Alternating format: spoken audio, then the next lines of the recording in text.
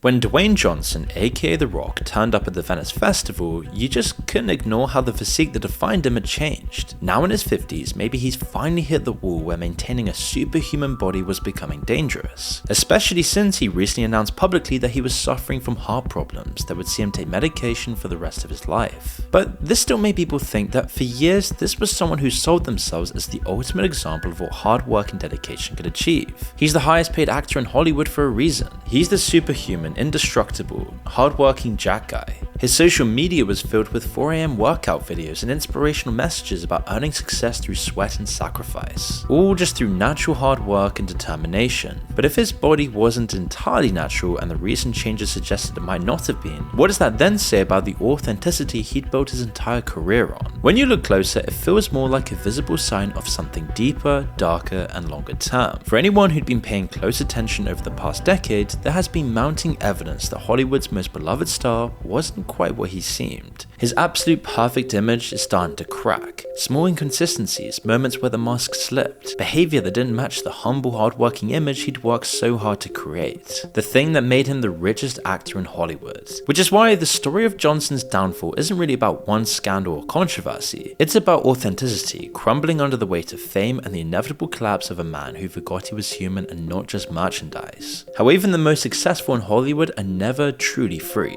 We could first see this back on Instagram in 2016, when Dwayne Johnson was filming the final week of The Fate of the Furious when he decided to blow up his reputation with a single social media post. Fans expecting the usual wholesomeness, maybe some touching words about Paul Walker, perhaps a behind the scenes photo with the crew, instead found something else entirely. It was a call out post which was public and scathing of his unnamed colleagues. Johnson was going after his male co-stars, calling them unprofessional candy asses for the world to see. The target later emerged was Vin Diesel, the franchise's lead and producer.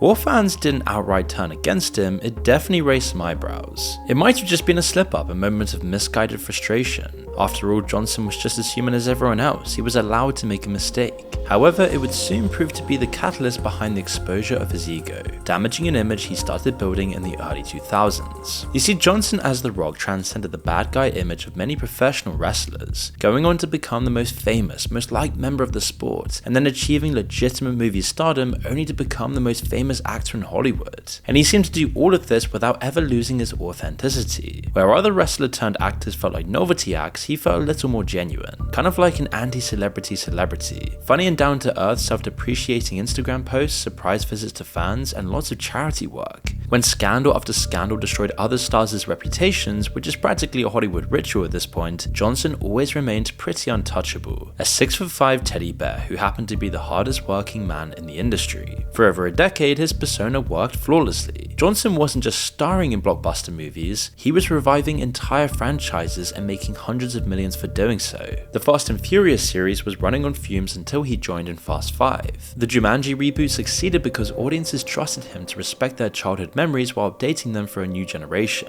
He was always the safe choice. He'd never say anything bad in public. He was always a picture-perfect guy, with the cleanest views on anything, saying whatever he was supposed to say. He was someone that star producers could bet their careers on. But somewhere along the way, his humble act started feeling like exactly that, an act. It hit particularly hard with Johnson because it's something he tried to fight so hard against, which is what makes his story a pretty unique one among Hollywood's elite movie stars. You see, that Instagram post we mentioned about his Fast and Furious co-stars later turned out to be part of a wider issue with Johnson's conduct off camera, and his authenticity would become much harder for anyone to defend. In 2019, reports emerged about Johnson's new no-lose clause, a contractual guarantee that his characters would never appear weak on screen. Jason Statham and some other well-known action stars had similar protections, but you're contrasting someone who's always been typecast as a hard man with someone who championed humbleness and humility. And people did start noticing how Johnson would take not wanting to lose and literally anything to another level.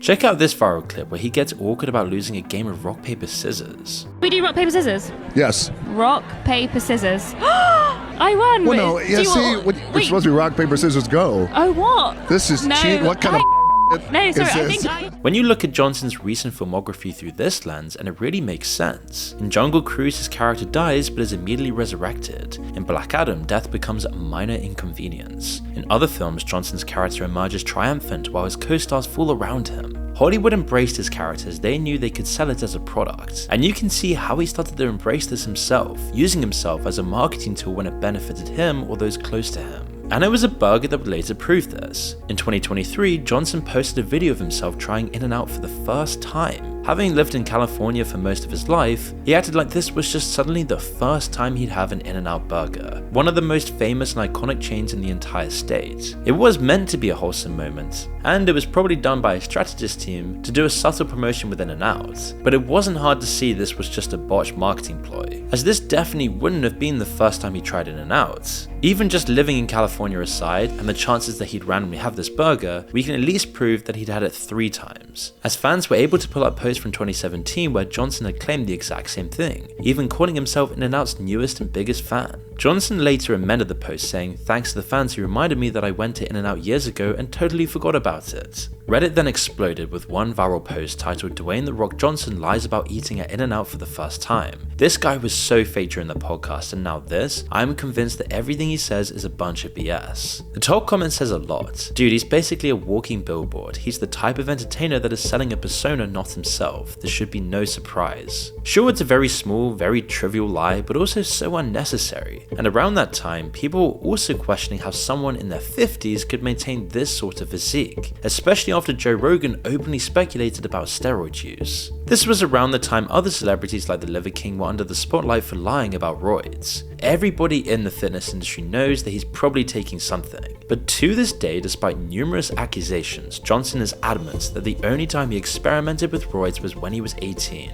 Roids in Hollywood aren't actually unheard of, so if an actor were to admit using it, it wouldn't really be the end of the world. In fact, they might even be praised for coming clean. We all know people like Zac Efron and Christian Bale have taken stuff, but arguably Johnson would have looked much better if he were just honest about it. The Rock should come clean right now. He should make a video in response to the Liver King video. I need to talk to you because The Rock's been lying. There's not a fucking chance in hell he's clean. No. Not a chance in hell. As big as The Rock is, at 50? The last few years, he's definitely like turned it up a notch. At 50. Yeah. That's natural, bro. That's how could you think otherwise? Eats a lot of sushi. Yeah. It's like you can't even get there with HRT. The only real roadblock in that plan is the fact that Johnson, like the Liver King and others, built an entire aspect of his brand around fitness and nutrition. If he then came clean, he won't just be admitting that he's not natural, he'll be admitting to willingly deceiving hundreds of millions of people about realistic fitness goals for years. Just eating chicken and rice and working out at 4 AM is enough to look like The Rock, apparently. He's backed himself into such a tight corner that he'll never likely be able to tell the truth about this, and it will take someone or some expose to publicly out him.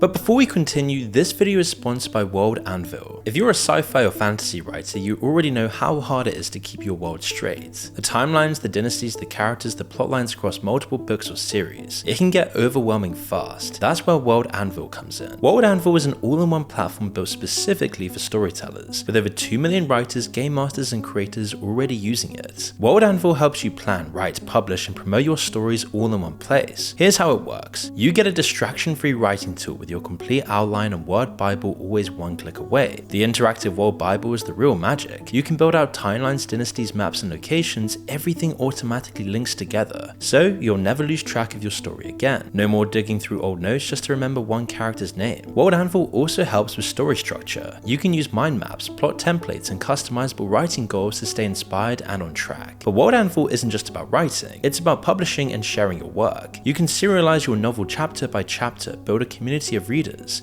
and even monetize with Patreon links, subscriptions, or early access content. It's the perfect way to kickstart your writing career and support yourself between book releases. So whether you're writing your first fantasy novel or managing a multi-book epic, World Anvil gives you the tools, structure, and community to bring your imagination to life. So start now for free on worldanvil.com. And if you use code MOON at worldanvil.com, you'll get 51% off any yearly membership. So make sure to use the code MOON at worldanvil.com.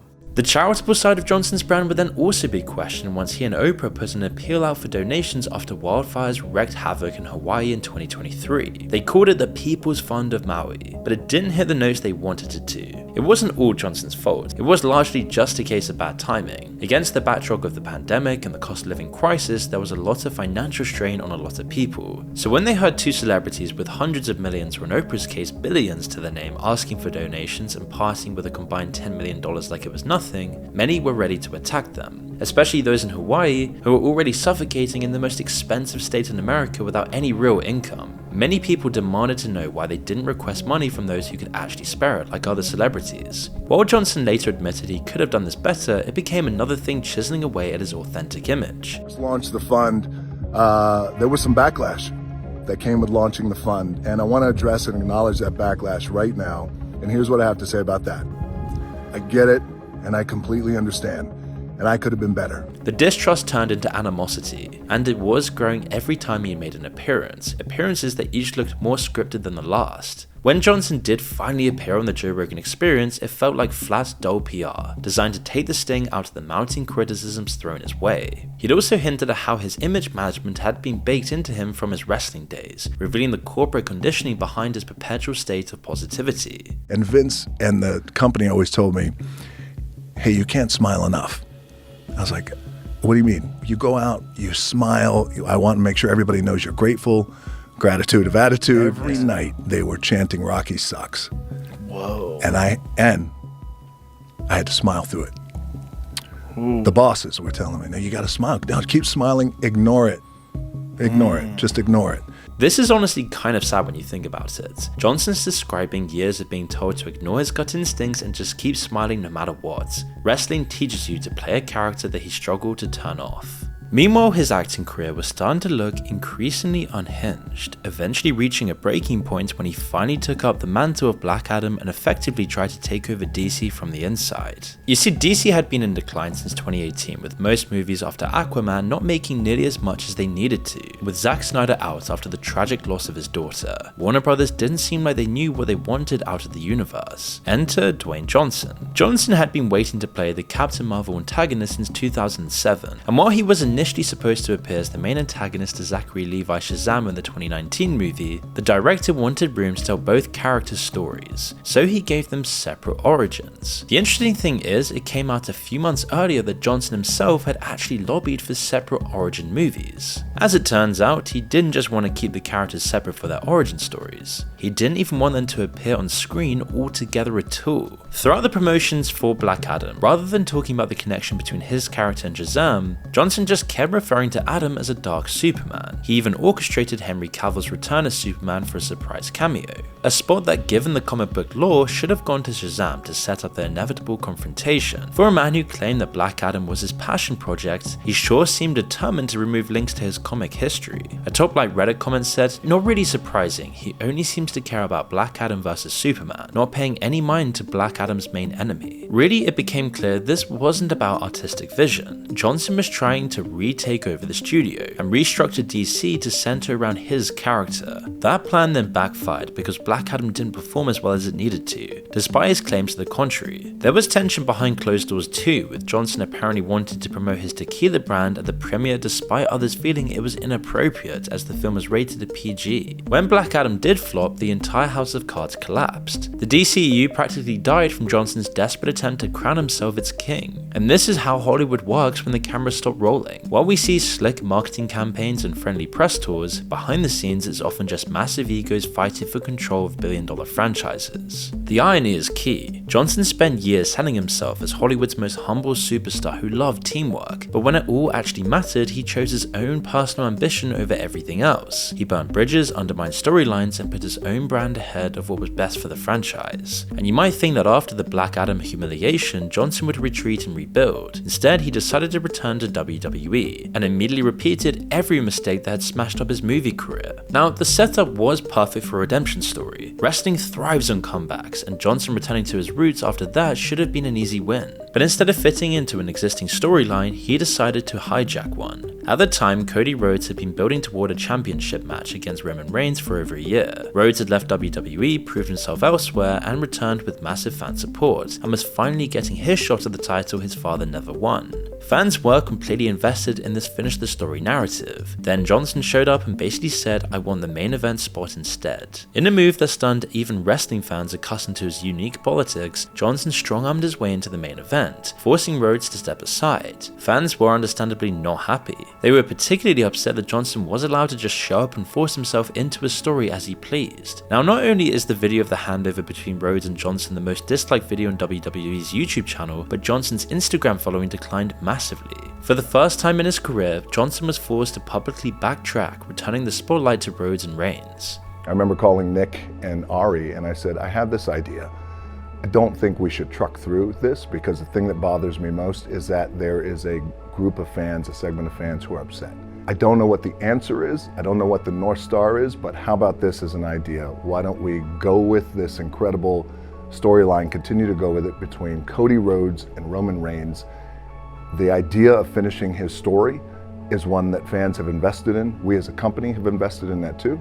Rock and Roman can wait. Fans actually appreciated this, and it does tell us something about Johnson, about how torn he is between himself as a man and himself as a character. And it's genuinely hard to tell where The Rock ends and Dwayne begins. You can see in the comments in this video, someone says he's out of character. Imagine trying to just be your normal self, only for people to view it as simply being out of character. Another comments he's never looked more Dwayne than he does right there. Truth be told, the damage is piling up big time. He'd shown that even in the world that created him, he couldn't resist putting his ego first. But if you thought his reputation couldn't sink much further, 2024 had one more devastating blow in store: Red 1. What was supposed to be Johnson's triumphant return to family-friendly blockbusters instead became a masterclass in everything wrong with modern Hollywood. The Christmas action comedy with Johnson as Santa's head of security wasn't just a box office bomb, it was a production nightmare that exposed the toxic behavior lurking beneath Johnson's image. The numbers alone tell a damning story. Red 1 cost a staggering $250 million to produce, and yet managed to only gross around $185 million worldwide. To put that into perspective, it performed worse than 2017's Baywatch, previously Johnson's most embarrassing commercial failure. But the real scandal wasn't the movie's quality, though critics savaged it with a 30% on Rotten Tomatoes. Instead, it was what happened behind the scenes during production. In April 2024, a report from The Wrap revealed the true cost of working with Dwayne Johnson. According to multiple industry insiders, Johnson's unprofessional behavior had single-handedly inflated Red 1's budget by $50 million.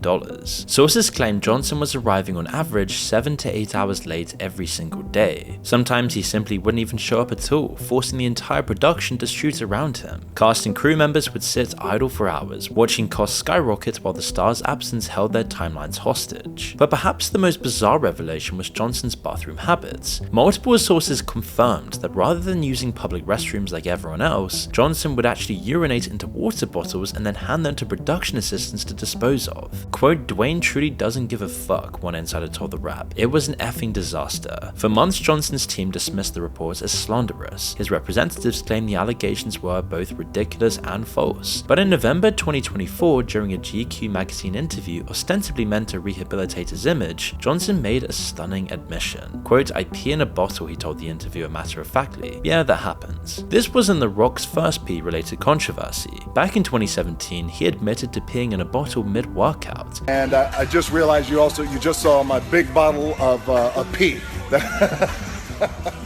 Look, I go hardcore when I train. I don't have time to go to the bathroom. I find a bottle, I pee in it, and I keep training like a beast. So fans knew he had a history there. Johnson also confirmed that yes, he was frequently late to set, though he claimed the reports were exaggerated. Yeah, that happens too, he said, but not that amount, by the way. That was a bananas amount. That's crazy, ridiculous. The interview was supposed to be damage control, but it really looked like he was incriminating himself. He now had the press after him on all angles, and other reports about misconduct inevitably started to flood in. For example, in 2018's Rampage, he was reportedly late an average of 4 to 5 hours daily, with one co-star keeping a detailed log of his arrivals. His work ethic was also criticized, which massively dented his hard-working persona, with one insider telling the press it's his absolute refusal to work more than 4 or 5 hours a day, and explaining that it's a control thing. Chris Evans, Johnson's Red 1 co-star, tried to provide cover, claiming that Johnson's lateness was built into the schedule, but that only served to confirm his unprofessionalism. Here's the thing about Hollywood, it has this weird way of making bad behavior just seem normal. When you're powerful enough, your problems become everyone everyone else's job to manage. The pee bottle incident brings that home in some weird way. When you're powerful enough that people literally handle your waste without question, like some royal groom of the store scenario, when productions worth hundreds of millions of dollars revolve around your schedule, how do you even maintain any connection to reality? When you're one of the most famous men alive, when everyone around you in LA sucks up to you, when everything about you from your plastic surgery, steroid use, fake teeth, and fake personality is completely strategized to always seem more likable. Johnson's story is just like Will Smith's, who spent decades as Hollywood's golden boy before the now immortalized Oscar night slap, or Ellen DeGeneres, whose Be Kind brand imploded when stories emerged about her toxic workplace behavior. It's always like their personas trying to cover for some deep insecurity. Or someone like Ryan Reynolds, who's built an entire career on seeming relatable and self-aware, and yet industry insiders whisper about controlling behavior and impossible demands hidden behind the charm. Fame just creates this weird bubble where normal rules don't apply, where masks are used to cover for deep insecurities and bad behavior, and eventually the bubble will burst in spectacular fashion. Today, Dwayne exists in a strange liminal space.